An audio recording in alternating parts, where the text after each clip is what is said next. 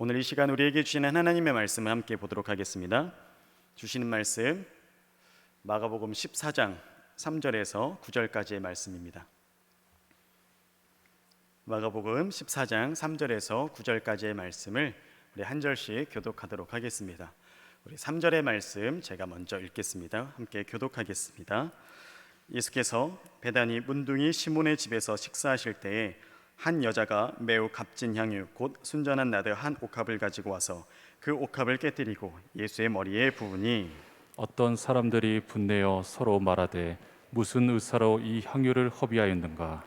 이 향유를 300데나리온 이상에 팔아 가난한 자들에게 줄 수 있었겠도다 하며 그 여자를 책망하는지라. 예수께서 가라사대 가만두어라. 너희가 어찌하여 저를 괴롭게 하느냐. 저가 내게 좋은 일을 하였느니라. 가난한 자들은 항상 너희와 함께 있으니 아무 때라도 원하는 대로 도울 수 있거니와 나는 너희와 항상 함께 있지 아니하리라. 저가 힘을 다하여 내 몸에 향유를 부어 내 장사를 미리 준비하였느니라. 함께 읽겠습니다. 내가 진실로 너희에게 이르노니 온 천하에 어디서든지 복음이 전파되는 곳에는 이 여자의 행한 일도 말하여 저를 기념하리라 하시니라. 아멘. 우리 사랑하는 성도님들 환영하고 축복합니다. 오시는 길 더우셨죠? 어제 오늘 정말 덥더라고요. 오늘은 비가 좀 살짝 내리기도 한 것 같은데 더 습하고 더운 것 같습니다. 우리 성도님들 건강 잘 챙기시고 이 무더위 가운데 더욱더 유념하시길 바랍니다. 제 얼굴 보시니까 어떠세요? 저도 지금 이렇게 화면에서 제 얼굴을 이렇게 보는데 집사님 웃어주시는데요. 제가 웃기게 생겼어요. 얼굴이 빨개요. 제가 지금 화면에서 보는 얼굴이 빨간데 여기가 더 더워요. 조명이 있어서 여기가 더 덥기도 하고 오늘 유독 우리 성도님들과 함께 하나님 말씀을 전함에 있어서 제 마음에 긴장이 많이 됩니다. 왜 긴장이 되는지는 이따가 우리 말씀 함께 나누면서 다시 한번 이야기해드리도록 할게요. 우리 여러분 신앙생활 하시다 보면 신앙생활의 습관들이 이렇게 생기곤 해요. 그렇죠? 오늘도 보시면 우리 성도님들 늘 앉던 자리에 앉으셨을 거예요. 그래서 늘 앉던 자리 와서 앉으시고 한 교회에서 오랫동안 신앙생활 하다 보면 다른 사람들도 내 자리 알아요. 그래서 그 자리 잘 안 앉아요. 그냥 내 자리 찾아가서 이렇게 앉곤 하죠. 또 혹시 뭐 새신자나 모르는 이들이 와서 거기 앉아 있으면 그냥 이렇게 슬쩍 한번 보고 또 다른 자리 찾아가서 이렇게 앉곤 하시잖아요. 오늘도 그러셨죠. 저도 이렇게 둘러보면 아 여기 누가 앉으셨구나. 여기 보면 아 이 권사님 오셨구나. 저기 보면 김 집사님 오셨구나. 이렇게 알 수 있어요. 저도 신앙의 습관이 있습니다. 그러니까 신학교 다닐 때 한 선배를 통해서 신앙의 습관 하나를 이렇게 좋은 습관 하나를 배웠는데 어떤 것이냐면 제가 이제 학생 때 보통은 이렇게 교육부서를 맡곤 하죠. 그래서 토요일이나 주일날 교회 와서 이제 사역하는 일들이 대부분입니다. 그래서 우리 교육전도사님들께서는 감사하게도 오늘 금요일도 이렇게 오시죠. 찬양으로도 섬겨주시고 반주로도 섬겨주시고 또 방송실에서 보이지 않는 곳에서도 우리 교육전사님들이 이렇게 섬겨주고 계십니다. 근데 대부분은 토요일과 주일에 이렇게 사역들이 집중되어 있을 때가 많습니다. 저도 토요일에 이렇게 부서 사역의 일을 마치고 설교를 다 정리하고 난 다음에 다른 이들이 다 이제 집에 돌아갔을 때 이제 내일이면 맞이할 주일을 기대하고 준비하면서 전한 말씀을 놓고 꼭 그 부서실에 앉아서 1시간 이상씩 꼭 기도했었습니다. 그 선배가 그걸 저한테 이렇게 알려줬거든요. 부서실에서 1시간 이상씩 기도해봐라. 그러면 예배가 달라질 거다. 그럼 아이들이 달라질 거다. 그럼 너가 드리는 예배를 하나님께서 이끌어 가실 거다. 이런 조언을 해주셨어요. 그래서 그 신앙의 습관을 잘 이어받아서 이렇게 정리해 오곤 했습니다. 학생 때이기 때문에 새벽 예배를 매일 참석한다던가 수요 예배, 금요 예배 이렇게 다 나오기는 사실 어렵죠. 그래서 그 토요일만이라도 그렇게 하나님께 올려드릴 수 있는 시간을 아주 이렇게 정성스럽게 드리기 위해 노력했던 시간들이 이렇게 생각이 됩니다. 그렇게 신앙의 습관들, 그런 모습들을 이렇게 제 안에도 자리 잡게 이렇게 됐습니다. 우리 사랑하는 성도님들 신앙생활들을 오래 하셨죠. 어떤 습관들이 있으세요? 나는 남에게 자랑할 만한 나만의 이런 신앙 습관들이 있으세요? 예배당 오면 먼저 주보 보면서 주신 말씀을 찾아 읽고 기도하고 전하는 주의 종들을 위해 묵상하고 이렇게 기도하시는 분들도 분명히 많이 있으리라 생각이 됩니다. 분명 내 안에 부어주시는 하나님께서 주시는 좋은 신앙의 습관들이 많이 있으실 거예요. 말씀에 들어가기에 앞서서 제가 오늘 이렇게 긴장한 것은 저에게 신앙의 좋은 습관을 길러주신 전도사님 부부 또 그리고 저에 대한 이야기를 간단하게 먼저 소개해드리고자 함에 있어서 그렇습니다. 제 이야기를 먼저 이렇게 들려드리고자 하니 제 안에 더욱더 긴장이 이렇게 많이 생기는 것 같아요. 우리 사랑하는 성도님들 중보해 주세요. 전하는 자의 입술이 헛되지 않기를, 또 받아듣는 우리 성도님들 마음 가운데 은혜의 자리가 더욱더 풍성히 넘치기를 중보하시는 마음으로 오늘 이 예배를 올려드리기 원합니다. 저는 성인이 되어서 이렇게 예수님을 인격적으로 만났어요. 교회를 처음 간 것은 고등학교 1학년 무렵에 이렇게 처음 출석이라는 것을 했죠. 근데 그것도 뭐 예배, 뭐 이런 교회 문화 이런 것에 관심이 있었던 것이 아니고, 당시 제가 고등학생 당시에 크라잉넛이라고 하는 밴드가 하나 있었어요. 근데 이 친구들이 음악을 굉장히 좋은 표현으로는 신나게 하고 우리 성도님들 듣기에는 굉장히 요란하실 거예요. 그래서 그것에 제가 흠뻑 빠졌어요. 그래서 기타를 배우고 싶다 이런 생각이 들어서 돈도 안 들고 접근성이 좋은 교회를 찾아가게 된 거죠. 기타 배우겠다고. 그래 교회에 처음에 발걸음을 했습니다. 얼마나 성실히 다녔겠어요. 그런 목적으로 갔으니. 교회 음악은 그런 것과는 또 전혀 거리가 멀잖아요. 한 달에 한 번이나 갔을까 싶습니다. 그리고 고등학교 3학년 때는 완전히 발길을 딱 끊었죠. 초반 시절에는 아예 교회를 안 다니다가 이제 가을이 다 지나가서 이제 수시로 대학을 이렇게 가고자 하는 그런 마음이 들었을 때, 이제 수능에 대한 집중이 떨어졌을 때 다시금 이렇게 기타 배우고자 교회에 이렇게 나가곤 했습니다. 고등학교 3학년 후반에 또 이렇게 교회를 다니기 시작했던 것이죠. 근데 다행히 너무나 감사하게도 부어주시는 많은 은혜들이 있었고 좋은 이들을 때마다 시마다 이렇게 붙여주셔서 하나님께서 교회를 떠나지 않게 해주셨어요. 하나님 품에 거할 수 있도록 섬세하게 저를 인도하시고 이렇게 살펴주셨죠. 그렇게 교회에 정을 붙이고 이렇게 한 번, 두 번 나가다 보니까 친하게 지내는 사람들도 생기게 되고 연애도 했어요. 고등학교 친구랑. 놀랍지 않으신가 봐요. 연애도 하고 그렇게 잘 지냈습니다, 여러분. 제가 그렇게 교회에 정을 붙이고 잘 출석하게 될 수 있었던 이유는 하나였어요. 사람들과의 관계, 교제, 이것 하나뿐이었어요. 저의 가정은 화목과는 거리가 멀었기 때문에 그렇습니다. 깨어지고 부서지고 결핍이 많은 가정이었기 때문에 아주 어릴 적부터 시작된 부모님들의 갈등으로 많은 어려움을 저도 겪었죠. 그래서 일주일에 제가 어렴풋이 기억하기만 해도 일주일에 부모님들의 다툼이 5, 6번씩은 있었던 것 같아요. 그러니까 주말 쉬시고 평일에 늘 싸우시고 힘 얻으시고 그러셨던 것 같아요. 그럼에도 저희 세대 부모님들을 아시겠지만 이혼이 쉽지 않으셨어요. 그래서 별거 비슷하게 이렇게 사셨고 아버지께서는 이따금씩 이렇게 집에 오시고 그렇게 집에 이따금씩 오시면 어김없이 또 싸우시고 그냥 얌전히 싸우셨겠어요? 제가 좋은 표현으로 싸우셨다고 하지 많이 때리셨죠. 저도 많이 맞았고 제 위에 형님도 많이 맞았고 그런 생활들이 늘 연속이었어요. 그러니 아버지께서는 경제적으로 도움을 주지 않으시고 저희 형제, 저희 가족은 언제나 궁핍함 생활의 연속이었습니다. 근데 저희 어머니는 저희 형제 키우기 위해서 밤낮으로 수고하고 열심히 일하셨어요. 그런데 여인의 몸으로 저희 형제 키우는 것이 그렇게 녹록지는 않았습니다. 언제나 버거웠어요. 열심히 수고하고 애쓰셨지만 저희 가정은 언제나 남부럽지 않게 가난하게 자랐어요. 원하는 것 하나 가져본 적 없었고 하고 싶은 것 하나 한 적이 없었고 그렇게 먹고 사는 문제에만 급급하게 하루하루 살아내기가 바빴습니다.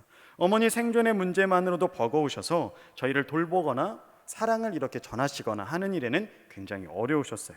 다 성장하고 나서는 어머니의 사랑과 헌신 그것이 얼마나 값지고 위대했는지를 이해하지만 어렸을 적 철없을 시절에 그것을 어떻게 이해하겠어요? 나 이거 갖고 싶은데, 나 이거 하고 싶은데 그런 투정이나 부리지 않았겠습니까? 지금 돌아보면서 생각해보면 그때 제가 투정 부릴 나이 때 저희 어머니 나이가 지금의 저보다도 더 어리더라고요. 그러니 얼마나 큰 어려움을 더욱더 겪으셨겠어요. 투정과 불만만 가득했던 유년 시절, 중고등 시절을 이렇게 보냈습니다. 그렇게 어렵게 하루하루 살아가던 중에 교회를 접했고 전도사님 부부의 헌신으로 인해서 그 마음이 잘 붙어서 이렇게 교회에 정착할 수 있게 되었습니다. 우리 집에는 없었던 온기가 그 집에는 있었거든요. 우리 집에는 없었던 색다름이 그 집에는 항상 있었어요. 결핍이 많고 가난했던 저를 항상 집으로 초대해 주시고 밥 먹여주시고 재워주시고 이렇게 사랑으로 보듬어 주셨어요. 한 상에 둘러앉아 밥 먹는 것이 어색하고 낯설었는데 이제 그 집에 가니 그것이 너무 좋고 평안함을 누리게 된 것이죠. 저는 수능 전날에도 전도사님 집에서 잤어요. 사모님이 싸주는 도시락 들고 전도사님이 태워주는 차 타고 수능장에 들어가서 수능을 치렀어요. 저희 가정이 얼마나 깨져 있었는지 잘 알 수 있겠죠. 근데 그 당시 사모님 나이가 저보다 7살 많았어요. 누나죠.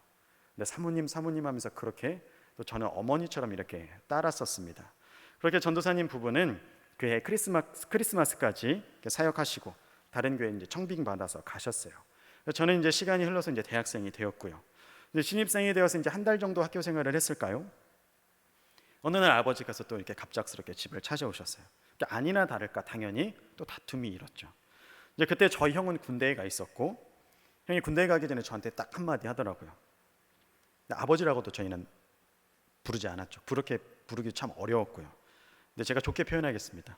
아버지가 찾아와서 또 너랑 엄마 때리면 참지 마라. 그 한마디를 하고 형은 이제 군대로 갔어요. 그래서 그날 그 말이 그렇게 기억이 나더라고요. 그래서 처음으로 대들었죠. 아버지랑 해서는 안 되지만 아버지께 대들고, 아버지 차도 부수고, 지금도 그때 바로 그 차에 이렇게 치다가 유리를 빼지 못해서 손에 상처가 남아 있곤 합니다. 그러니까 아픈 상처가 제 안에 계속 있는 것이죠.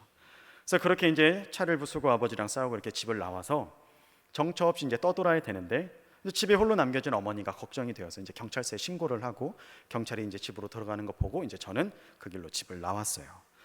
이제 여기저기 몇 달을 이렇게 헤매면서 이렇게 노숙 아닌 노숙도 하고 그렇게 이제 살았죠. 그러다가 이제 더 이상 갈 곳이 없고, 더 이상 이제 물러설 곳도 없고, 이제 더 이상 어떻게 할 수가 없어서 그때 저 돌봐주셨던 전도사님 부부에게 전화 드렸어요. 저 전도사님 부부는 전주에서 사셨고, 저는 그때 고향 대전에 있었을 때예요. 그래서 그 길로 이제 전주에서 전주로 내려가서 한 1년여를 그 가정에서 살게 돼요. 그때 전도사님 부부가 이제 갓 아이를 출산해서 이제 채 100일이 안 된 아주 신생아가 있었던 집에서 제가 1년여를 살았으니, 그 당시 제가 얼마나 궁지에 몰려 있었는지를 알 수 있죠. 그래서 다니던 대학교는 당연히 자퇴했고요. 평온한 삶은 제 인생에서는 이제 없겠구나 하는 기대조차도 없었던 삶을 이렇게 살았어요. 이런 다 말씀드리진 않았지만 더 이상 나빠질 수 없을 만큼의 최악의 상황을 저는 이제 20대에 바로 이렇게 그 시절에 겪고 있었습니다. 이제 전도사님 집에서 생활이 시작돼요. 어릴 적부터 이제 폭력적인 환경에 이렇게 노출되다 보니까 제 나름의 생존을 위해 제가 눈치가 굉장히 빨라요. 눈치가 많이 발달해 있어서 그때도 이제 전도사님 집에 가니 내가 어떻게 해야 살아남을까를 누가 가르쳐 주지 않아도 자연스럽게 알게 되죠. 눈칫밥 드셔보신 분들은 아실 거예요. 그래서 내가 여기서 살아남으려면 교회에 가야겠구나, 이런 마음이 들더라고요. 근데 그도 그럴 것이 전도사님은 새벽 예배도 가세요. 수요 예배도 가세요. 금요 예배도 가세요. 주일도 가시고 주일 오후도 가시고 청년 예배도 가세요. 다 가세요. 근데 전도사님은 그렇게 교회 가시는데 저 혼자 어떻게 남겠어요? 그래서 다 따라갔죠. 예배를 다 따라갔습니다. 쫓겨나서 정처 없이 떠돌다가 겨우겨우 전도사님 집에 가게 되고, 눈칫밥 먹다가 그렇게 눈치 보여서 예배 갔으니 예배를 통해서 어떻게 은혜를 받겠어요? 그렇게 등 떠밀려서 예배 갔으니 어떤 은혜를 받겠습니까? 자리 지키다 오는 것이 전부였어요. 그렇게 한 달 정도 시간이 흘렀을까요? 못 견디겠더라고요. 왜요? 난 이렇게 안 살아왔잖아요. 예배를 그렇게 드려본 적이 없잖아요. 못 견디겠더라고요. 그래서 전도사님 집에서 도망쳐서 인천으로 갔어요. 친구 외삼촌 집. 그 집은 이제 페인트 칠을 하는 집이었는데, 지금도 안양역 1번 출구로 나가면 삼성 레미안 아파트가 있어요. 여러분 가보라고 말씀드리지 않을게요. 거기 건물 내벽에 페인트 칠을 제가 다 했습니다. 다 이렇게 했어요. 그리고 나서 이제 건물을 이렇게 내벽을 칠하는 아르바이트를 하는데, 아실 거예요. 건설 현장 일들은 일이 다 끝나야 돈이 들어와요. 그러니까 저도 돈이 없죠. 그래서 지하철을 이렇게 타고 다닐 때, 그 외삼촌 집은 인천이고 그 일하는 곳은 안양이니까 지하철역에서 아주머니들한테 1,000원만 이렇게 구걸해서 이렇게 왔다 갔다 하곤 했어요. 근데 그것도 마음이 좀 상하고 어려운 날이 있죠. 저도 20살 아직 어리니까. 그럴 때는 이제 아직 창문도 다 달지 않은 그 아파트 아무 데서나 이제 들어가서 자고 또 일어나서 일하고, 또 그런 생활들의 연속이었습니다. 여러분 그렇게 일이 끝나고 나서 이제 또 갈 데가 없으니 전도사님 집에 다시 가죠. 그렇게 이제 또 자리 지키는 예배가 시작된 거예요. 그러던 금요일이에요. 2004년 8월 20일 금요일 예배. 저는 금요 예배를 좋아합니다. 금요 예배 시간이었어요. 언제나 사모님 옆에서 이렇게 예배를 드렸는데, 그날따라 왜 그랬는지, 제 인생이 비참했는지 외로웠는지 모르겠지만 그렇게 눈물이 나더라고요. 찬양을 부르는 내내 이 끊임없이 쏟아지는 눈물을 못 참았어요. 그러다가 이제 말씀의 시간이 되어서 사모님께서 손 꼭 붙잡아 주셔서 이제 겨우겨우 진정을 하고 말씀의 시간이 잘 이렇게 지나갔습니다. 그리고 금요 철야 시간이다 보니까 말씀이 끝나면 뭐 하죠? 기도하잖아요. 그 교회도 기도의 시간이 있었어요. 그래서 기도의 시간이 되었는데 왜 그랬는지 모르겠는데 앞자리로 가고 싶더라고요. 사모님이랑 맨 뒷자리에 앉아 있었거든요.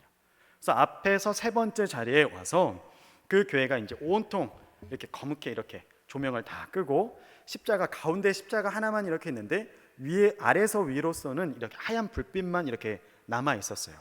그것을 그렇게 하염없이 바라보고 있는데 제가 언제 기도했는지도 모르겠고 언제 눈을 감았는지도 모르겠는데 제가 이렇게 기도의 임재 가운데 들어갔던 것 같습니다. 그러면서 기도 중에 제가 환상을 봤어요. 큰 동그라미 하나, 작은 동그라미 두 개 이렇게 보이는 가운데 제가 그 큰 동그라미에 안겨서 고백하기를 너무 따뜻해요, 너무 포근해요, 이렇게 계속 고백을 해요. 시간이 얼마나 흘렀을까요? 그래서 제가 그렇게 흐느껴 울면서 그런 고백을 하는데 그런 음성이 들려요. 내가 널 사랑한다. 내가 널 사랑한다. 내가 널 사랑하니 죽음 따위는 두렵지 않았어. 이런 음성이 제게 분명히 들리더라고요. 제가 알지 못하는 복음, 제가 알지 못하는 사랑으로 더없이 그 시간을 채워주시더라고요. 그리고 그 음성을 듣고서는 제가 감히 서원을 해요. 주님, 이렇게 비루한 인생 주님께서 살려주셨으니 주님을 위해 살겠습니다. 이렇게 서원과 헌신의 다짐을 올려드려요. 그렇게 해서 정신이 드니까 제가 느끼기에는 아주 찰나의 시간 같았는데 1시간 30분이 훌쩍 지나 있더라고요. 이제 전도사님 부부 걱정하실까 봐 얼른 달려 집에 들어갔죠. 그러느니 기다리고 계시더라고요. 그래서 일어난 일들에 대해서 다 이렇게 말씀드리니까 전도사님 하시는 말씀이 이제 내게 은혜가 임하기 시작하는구나. 네가 세상을 배우기에 앞서서 하나님을 먼저 배워보는 것이 어떠하겠니? 신학교 가라. 그래서 저는 지금 이 자리에 있어요.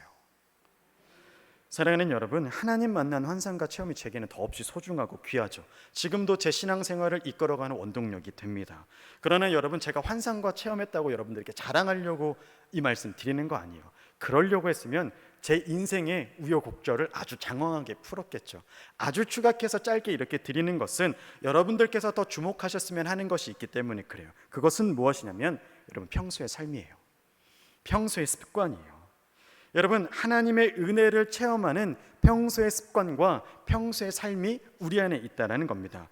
교역자 집에 살게 되었기 때문에 원래는 그렇게 살지 않았던 사람인데 그렇게 사는 이들을 만나서 그런 삶을 살게 되고 예배 자리에 늘 참여하다 보니 받을 수 있었던 그 은혜였던 것뿐이에요.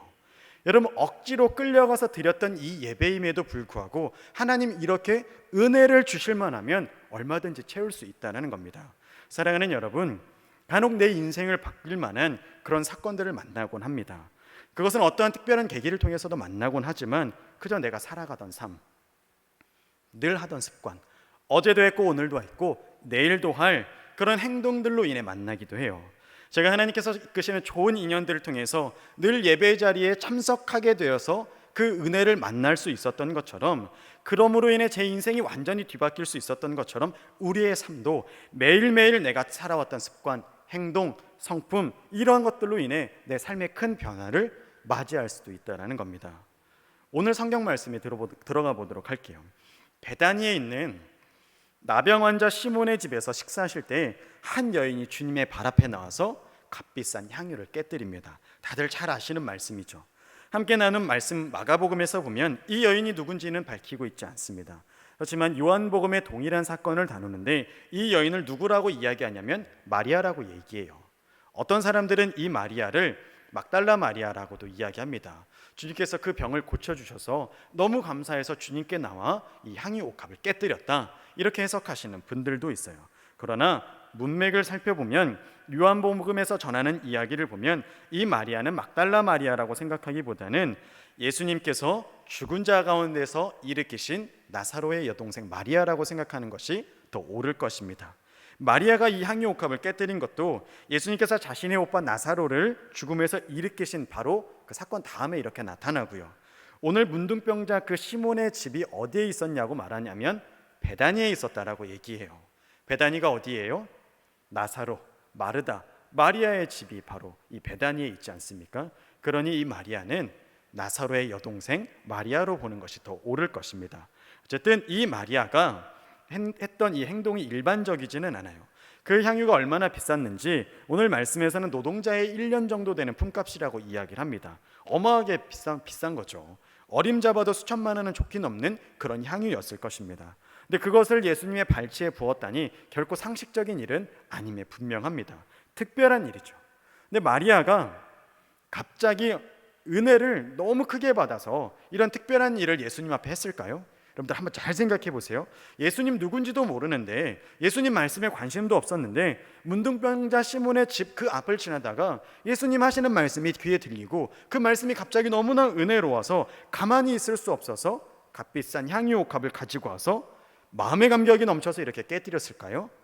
아니면 마리아가 원래 하던 대로, 원래 하던 행동의 습관대로 이 향유 옥합을 깨뜨릴 수 있었던 것일까요? 잘 생각해 보세요. 마리아가 원래 어떤 사람이었는지. 마리아는 예수님 계신 곳에는 대부분 있었던 사람이에요. 그분 발치에서 항상 말씀 듣던 사람이에요. 예수님과 함께 거하다가 자신의 최선으로 언제나 섬기던 여인이 바로 이 여인이에요. 그런데 그날은 마리아의 감사가, 기쁨이 최고조로 달할 수밖에 없었죠. 왜요? 죽었던 내 오빠 나사로를 살려주셨기 때문에 그렇습니다. 그러니 그날도 자신의 최선으로 어떻게 드릴 수 있을까를 고민하다 향유 옥합을 깨뜨린 것이지, 갑자기 큰 은혜를 받아서 안 하던 행동을 하던 것은 아니었어요. 원래 최선을 다해서 예수님 섬기던 여인, 내 최선의 것으로 예수님께 드릴 줄 알던 여인, 늘 하던 대로 예수님의 말씀을 들었고 그 말씀에 따라서 살아가길 원했던 순종의 여인이 바로 이 마리아라는 것입니다. 여러분, 참 감사하고 도전이 되는 일이죠. 마리아의 이 행동이 얼마나 큰 도전이 됩니까? 그런데 반면에 이렇게 주님께 최고의 예배, 최선의 예배를 올리는 곳에는 항상 비난하는 무리가 있어요. 여러분들 오늘 기억하세요. 혹 오늘 주님께서 우리에게 주시는 은혜의 한 자락이라도 있다면 나가실 때 주의하세요. 집에 돌아가실 때 주의하세요. 집 안에서 주의하세요. 나랑 같이 살고 있는 그 사람을 주의하세요. 그 일로 인해 내 마음을 빼앗기기가 가장 쉽기 때문에 그렇습니다. 여러분, 주의하셔서 입술로 범죄하는 그런 일 없기를 주님의 이름으로 축복합니다. 그날도 주변에서 뭐라고 해요? 그 주변에 있었던 사람이에요. 다 예수님 말씀 듣던 사람들이에요. 그 사람들이 뭐라고 해요? 야, 너 뭐 하는 거야? 그게 지금 얼마짜린데? 이거 팔아서 가난한 사람들 나눠줘야지 왜 쓸데없이 여기다 허비하는 거야? 분을 내고 성을 내요. 여러분, 참 웃기지 않아요? 왜 자기 것도 아닌데 분을 내고 성을 내요? 내가 돈다발을 태우든 내가 그것을 버리든 내 것을 내 마음대로 하는데 왜 자기들이 성을 내느냐, 이것이죠. 여러분, 그 사람들이 누구라고 요한복음에서 밝혀요? 요한복음에서 딱 집어서 얘기해요. 가룟 유다. 이 사람이 그렇게 분을 내고 성을 내었다라고 딱 이야기를 합니다. 그러면서 성경에서 말하기를 이 사람은 가난한 사람들 생각해서 한 얘기가 아니다. 그는 도둑놈이다. 그가 제자들 중에 돈꾀를 맡았는데 자꾸 손대는 자였다. 이렇게 이야기를 해요. 그는 도둑놈이다. 가난한 사람들 생각하는 사람이 아니다. 원래 돈주머니에 손을 대는 그 사람이 이런 이야기를 하는 거다라고 예수님 분명히 밝혀주고 있습니다. 여러분, 혹시 우리도 시기와 질투, 열등감 이런 것들로 인해서 주님을 위한 일, 주님을 사랑하는 일을 회방할 때는 없었는지 돌아봐야 할 것입니다. 가룟 유다는 예수님 말씀 누구보다 가까이 들었던 사람이에요. 예수님 행하는 일을 다 봤던 사람이에요. 그럼에도 불구하고 어떻게 합니까? 내 자아가 아직 살아있으니까, 내 마음에 있는 것이 더욱더 크니까 예수님의 말씀은 뒤로 하고 그것보다는 내가 행하고자 하는 일들이 더 먼저 앞서요. 그러니 이런 비방과 이런 말들을 쉬이 이렇게 던졌던 것입니다. 마리아가 얼마나 수치감을 느꼈겠어요. 자신은 마음을 다해서 깨뜨리는데, 주님께 드리고자 하는 최선의 것을 다 해서 드리는데 여기저기서 들려오는 소리들은 비난의 소리밖에 없어요. 너 왜 그러냐? 그게 얼마짜린데 그러냐? 이런 소리밖에 듣지 못하고 있으니 얼마나 그 마음을 움츠러들게 하기에 충분했겠습니까? 바로 그때 그 영혼을 억누르는 비난의 목소리를 듣고 주님께서 이렇게 말씀하세요. 우리 6절과 7절의 말씀을 함께 보도록 하겠습니다. 우리 6절 7절의 말씀을 함께 읽겠습니다. 가만두어라.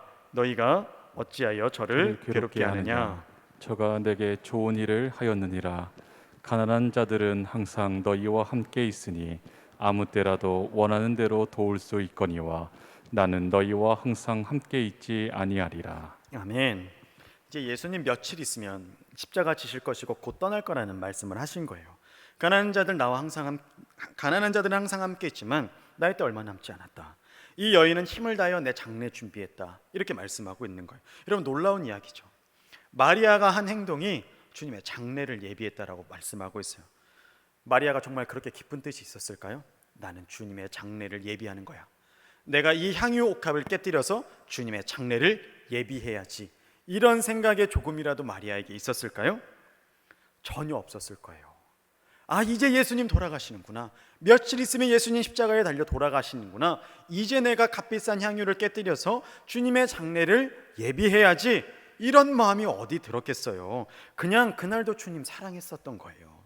주님 향하여 내 최선을 드리고 싶었던 그 마음으로 알지 못했지만 그 드린 행동으로 인해 주님의 장례를 예비할 수 있는 그 은혜를 받아 누리게 된 것입니다. 여러분, 누가 알았겠어요? 마리아가 한 행동이 이런 결과를 가져올지 그 누가 이것을 알았겠습니까? 내가 한 행동의 의미를 어떻게 파악이나 할 수 있겠어요? 은혜에 감격하여서 그저 내가 할 수 있는 최선의 것으로 예수님께 드렸어요. 그날도 내가 할 수 있는 최고의 것으로 예수님 섬겼어요.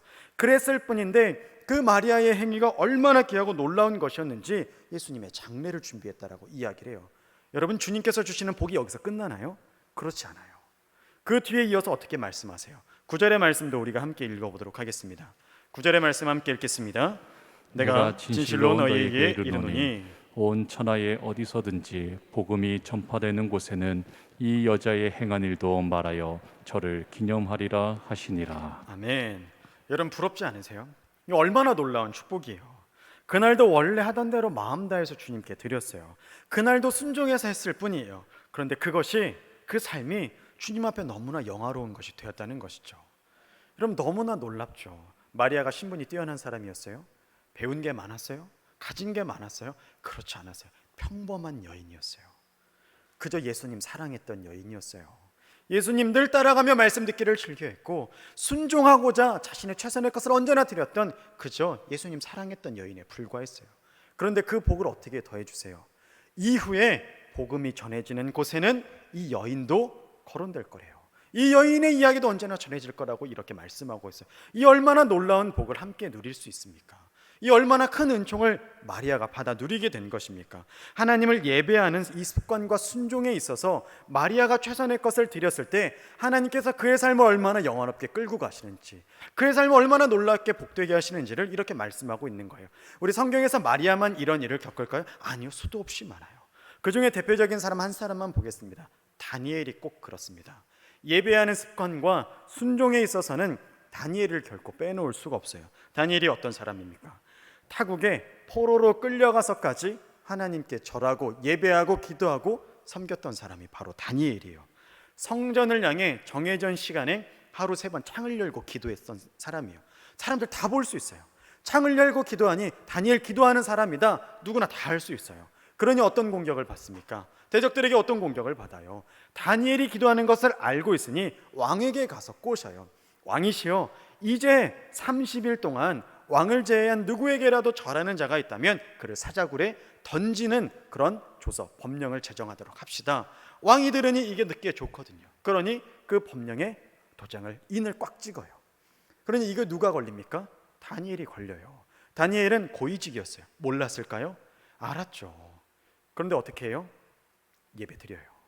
하루에 정한 그 시간대로 또 기도해요. 왜요? 습관대로요. 늘 하던 대로. 나는 늘 하던 대로 주님 섬길 것이에요. 나는 늘 하던 대로 주님께 기도할 거예요. 나는 늘 하던 대로 주님께 예배할 거예요. 그래서 사자굴에 던져진다라는 것을 알았음에도 불구하고 기도해요. 그래서 어떻게 됩니까? 사자굴에 던져지게 되죠. 사자굴에 던져지는 그 일을 통해서 하나님께서 그 삶을 얼마나 영화롭게 이끌어 가세요. 그를 조금도 상하지 않게 하세요. 사자굴에서 그냥 나오게 하세요. 그리고 그 일로 인하여 어떻게 됩니까? 타국에서 하나님의 이름이 열방에 떨쳐지게 돼요. 다리오 왕이 이 일을 보고 무섭고 두려워 떨려서 하나님의 이름을 칭송한다라고 이야기합니다. 다니엘이 섬겼던 하나님, 다니엘이 드렸던 습관과 그 기도, 그 순종으로 인해 모든 사람들이 하나님께 나올 수 있는 그런 은혜의 자리가 되었던 거예요. 여러분, 다니엘이 알았을까요? 사자굴 속에 던져지게 됐을 때 나는 이 일로 하나도 상치 않게 될 거야. 하나님 나를 건지실 거고 이 일로 하나님 영광 받으실 거야. 영화롭게 되실 거야. 온 땅에 하나님의 이름이 퍼질 거야. 알았을까요? 생각도 못했을 거예요. 기대하지도 않았을 거예요. 그런 기대도 없었을 거예요. 굴속에 던졌을 때 나 죽었구나. 이제 인생이 끝났을구나. 그렇게 포기하고 한탄했을 수도 있죠. 그러나 주님께 드렸던 그 순종과 그 습관의 삶을 버리지 않고 하나님 앞에 나오기로 결단했더니 하나님 어떻게 이루십니까? 하나님의 이름을 영화롭게, 하나님의 이름을 높일 수 있는 그런 놀라운 기회를 이렇게 다니엘에게 허락하셨던 것이죠. 예수님께서 나중에 양과 염소를 가르시면서 예수님 우편의 선자들에게는 너희는 나와 함께 잔치에 참여할 거라고 이렇게 말씀하세요. 그때 예수님께서 또 뭐라고 말씀하시냐면 내가 줄일 때 너희가 나에게 먹을 것을 주었다. 내가 목마를 때 너희가 나를 마시게 하였고 나그네 되었을 때 영접하였고 벗었을 때 너희들이 옷을 벗어주었고 병들었을 때 돌보고 옥에 갇혔을 때 너희들이 돌봐주었다. 이렇게 주님 말씀하세요. 그때 듣는 사람들이 뭐라고 얘기하냐면 우리가요? 우리가 언제요? 이렇게 되물어요. 예수님이 그러니 뭐라고 하시냐면 지극히 작은 자 하나에게 한 것이 내게 한 것이다. 이렇게 말씀하세요.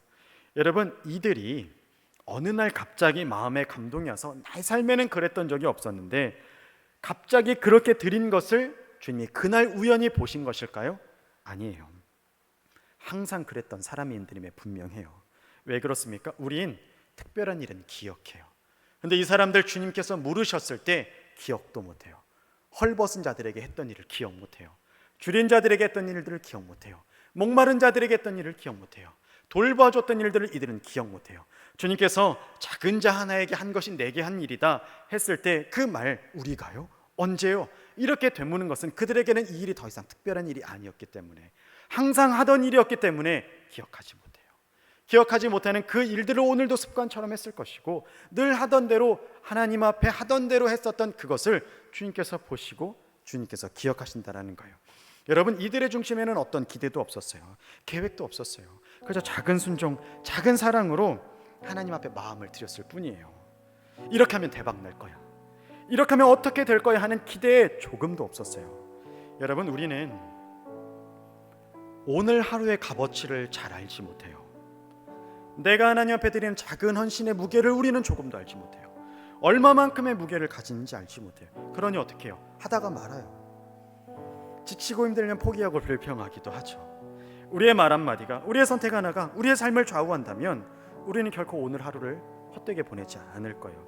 내가 늘 하는 그 자리를 결코 가벼이 여기지 않을 거예요. 아무것도 모르겠어도 힘들어 죽겠어도 사랑하고 순종함으로 내게 맡겨진 일을 행해내시기를 주님의 이름으로 축복합니다. 여러분 특별한 일 찾지 마세요. 어디 오지 가서 선교하겠다 안 받아줘요. 내 재산 다 갖다 바치겠다 누가 안 받아줘요. 특별한 일 찾지 마세요. 일상에서 원래 하던 그 일에서 작은 순종을 주님 기억하시고 보실 거예요. 여러분 어느 날은 떨어진 티끌 하나 줍기도 힘들 때가 있어요.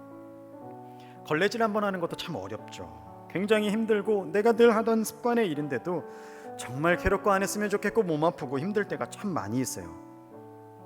예배의 자리 나올 때 꼭 그러시죠. 오늘만 쉴까? 오늘 누가 온다던데 왜 이렇게 더워? 이런 마음 드실 때 있으시죠? 그때 무릎에 힘을 넣어서 박차고 일어나면 또 채워주시는 놀라운 은혜가 있잖아요. 그때 하나님 앞에 마음 다 들여서 하시는 그 하나 주님께서 보실 거예요. 나중에 주님 옆에 설 때 주님 분명히 말씀하실 거예요. 내가 다 보았다. 내가 다 안다. 그렇게 말씀하실 거예요. 그렇게 나도 모르게 드려지는 그 최선의 예배, 최고의 예배를 하나님 앞에 진정으로 드려지는 예배가 될 줄로 믿습니다. 아무것도 모르겠어도 사랑하고 순종함으로 오늘을 살고 맡겨진 일에 충성으로 사세요. 그때 주님께서 하시는 일을 보게 될 것입니다. 그 조각들이 하나하나 맞춰져 갈 때 이 일을 왜 하는지 내가 모르겠어도, 내가 왜 이래야 되는지, 왜 손해봐야 되는지, 내가 저 사람 왜 맞춰야 되는지 하나도 모르겠어도 그런 마음이 들 때도 하나님 넘어가게 하실 거예요. 그런 마음 들 수 있어요. 인간이기 때문에. 우리의 마음자리 어떻게 하겠습니까? 통제가 안 되지만 여러분 우리 입술은 지킬 수 있어요. 그런 마음이 들 때 감사로 그 마음을 눌러서 입술로 감사를 고백하면 마음의 자리가 또 새로워져요. 그러나 입 밖으로 내뱉으면 끝이에요. 입술로 범죄하면 하나님께 드릴 수 있는 예배를 드릴 수 없게 돼요. 악취나게 되는 것들로 바꿀 수밖에 없게 되는 거예요. 나중에 우리 주님 앞에 서서 모두가 다 심판받을 때 주님의 평가는 이러한 것들일 거예요. 뭐를 잘 세웠냐, 뭐를 잘 이루었냐, 뭐를 어떻게 했냐, 주님 이런 거 묻지 않으실 거예요. 너 얼마나 충성했냐. 상황은 불가능해 보이지만 그러한 가운데서도 그 일을 얼마나 끝까지 해내기 위해 너 얼마나 몸부림쳤냐, 이거 물어보실 거예요. 이거 알아보실 거예요. 사랑하는 여러분, 오늘 하루 어떻게 사셨어요? 내가 알지 못하는 이 하루 어떻게 사셨어요? 항상 하는 일, 항상 만나는 그 영혼, 내가 받는 항상 그 자리에서 주님 역사하실 겁니다.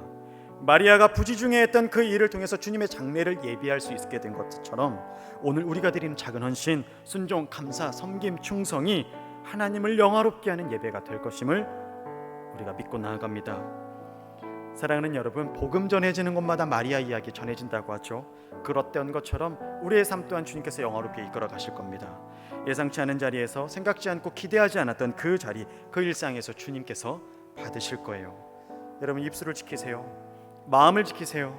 내가 있는 그 자리 소중하게 하세요. 아무것도 아닌 것 같지만 충성을 다해서 섬기고 순종하고 살아내시면 주님 받으세요. 믿고 의지하실 때 우리의 기도를 들으실 것이고 우리의 기도의 제목을 바꾸실 것이고 우리와 함께 하시는 놀라우신 하나님의 그 사랑을 마리아처럼, 다니엘처럼 체험하게 될 것을 확신합니다. 기도하시겠습니다. 하나님 아버지, 감사합니다. 우리의 작은 순종을 주님께 올려드리기 원합니다. 우리 오늘 하루를 주님께 바쳐드리기 원합니다. 항상 드려지는 나의 삶, 나의 습관, 나의 예배가 헛되이 드려지지 않을 수 있도록 주님, 내 삶을 받아 주시옵소서. 내 삶을 이끌어 주시는 그 하나님 앞에 충성되이 섬기고 나아가는 우리들의 모습이 되어질 수 있도록 함께하여 주시옵소서. 내 마음이 낙심되어 있습니까? 내 마음이 어지러워져 있습니까? 내 삶 가운데 주님의 행하심과 주님의 일하심이 보이지 않습니까? 주님, 작은 일을 통해 역사하시는 그 일을 받으시는 하나님의 놀라움을 인도하고 놀라움을 바라보고 나아가는 우리들이 되게 하여 주시옵소서. 오늘도 우리의 삶을 깨뜨려 주님 앞에 나아갑니다. 내 삶의 향유 옥합을 깨뜨리고 나아가는 우리 모두들이 되게 인도하여 주시옵소서. 오늘도 말씀과 깨달음을 주심에 감사드리오며 우리 구주 예수님의 이름으로 기도드립니다. 아멘.